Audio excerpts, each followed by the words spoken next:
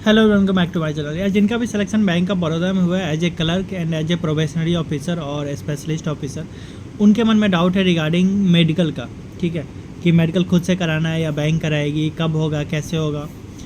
हालांकि ये सब सारी चीज़ें आपके ऑफर लेटर में लिखा हुआ है, लेकिन स्टिल आपके मन में बहुत सारे डाउट्स हैं। तो मैं कोशिश करता हूँ इस वीडियो में आपके डाउट क्लियर करने का। तो वीडियो के एंड तक देखना, आप सुन लेना तसल्ली से, आपके जो भी डाउट है वो क्लियर हो जाएंगे। चैनल पे नए तो सब्सक्राइब कर देना और दोस्तों के साथ शेयर कर देना। ठीक है, पहले बात करते हैं यार क्लर्क का। जिनका भी सिलेक्शन क्लर्क में हुआ है तो आपके ऑफर लेटर में लिखा होगा ऐसा कि एक वेन्यू दिया हुआ होगा और एक पर्टिकुलर डेट दिया होगा कि उस डेट को आपके फॉलोइंग चीज़ें होंगी। उसमें होगा बायोमेट्रिक का वेरिफिकेशन, फिर से आपका document verification, LPT test and medical test. तो जिस भी डेट को आपका डीबी है उस डेट पे ही आपका मेडिकल होगा। मेडिकल में क्या होगा कि आपको खुद से बिल्कुल भी नहीं करा के जाना है। जब भी आप डीबी सेंटर पे जाएंगे तो वहाँ पे आपको वो एक हॉस्पिटल अलॉट करेंगे। जिस भी हॉस्पिटल से बैंक का टाई अप होगा वो हॉस्पिटल आपको वो रेफ़र करेंगे कि आप यहाँ पे इस हॉस्पिटल पे जाइए। वो आपको कुछ टेस्ट लिख के देंगे बैंक। ठीक है, उसमें बिल्कुल बेसिक टेस्ट होते हैं, ब्लड टेस्ट हो गया, यूरिन टेस्ट हो गया, चेस्ट एक्सरे हो गया, कहीं कहीं पे ईसीजी भी लिखते हैं, वो डिपेंडिंग अपॉन दी आपके सेंटर्स डीबी सेंटर पे।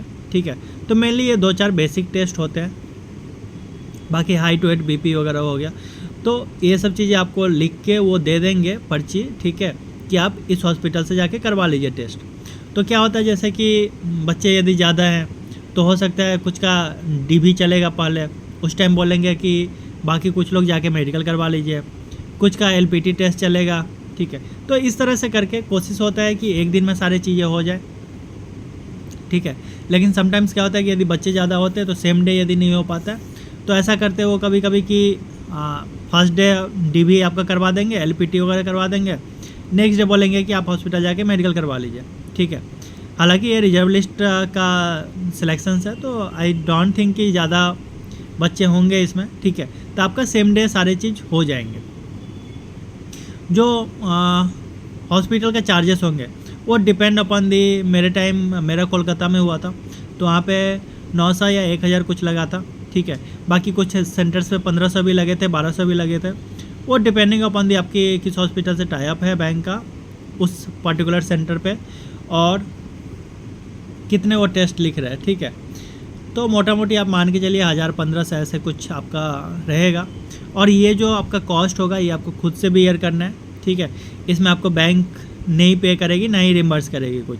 तो ये जो आपका है ये खुद से करना है। ठीक है, बस आपको हॉस्पिटल जो टाई अप होगा बैंक का उससे करवाना है। तो क्लियर हो गया आपको। जो भी लोग क्लर्क में सिलेक्टेड है तो उनके लिए सब चीज़ें आपको खुद से कुछ नहीं करना है।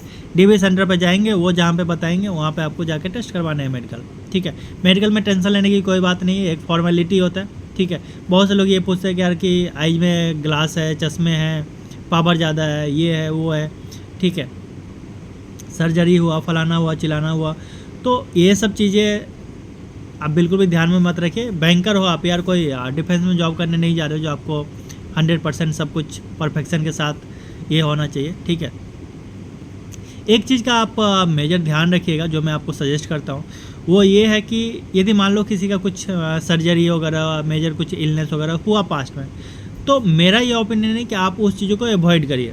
ठीक है, हो सकता है वो आपसे पूछे कि यार कोई सर्जरी हुआ कि नहीं, कोई इलनेस हुआ कि नहीं, आप अवॉइड करिए। उसका रीज़न मैं बता रहा हूँ कि आपने मान लो बोल दिया कि हाँ ये चीज़ें मेरे को पहले हुआ था, तो वो आपको परेशान करेंगे इन द सेंस कि बोलेंगे फिर जाओ मतलब डॉक्टर से टेस्ट करा के आओ दोबारा कि जो चीज़ें आपका प्रॉब्लम हुई थी पास्ट में वो अभी सही है कि नहीं है।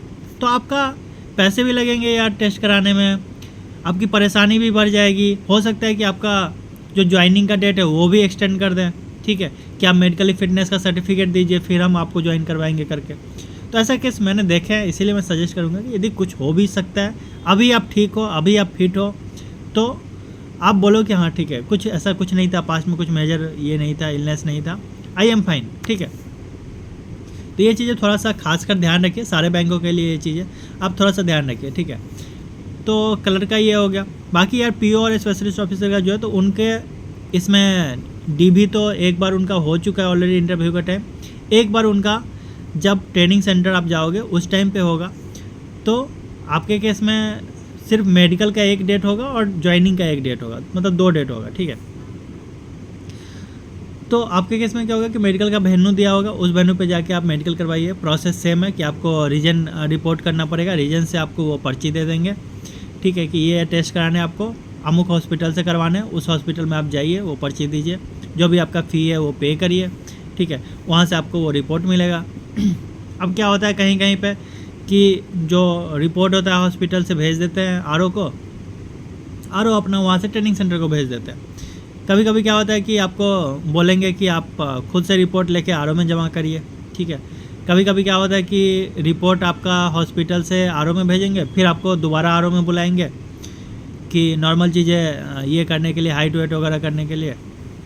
तो वो डिपेंड करता है यार, reason to reason and centre to centre, ठीक है। तो हो सकता है कि आपको एक से ज़्यादा दिन, मतलब 2 दिन भी बुलाया इस चीज़ के लिए, मेडिकल के लिए। तो ये चीज़ है, बाकी मेडिकल ऑल ओवर फॉर्मेलिटी, ऐसा कुछ नहीं है।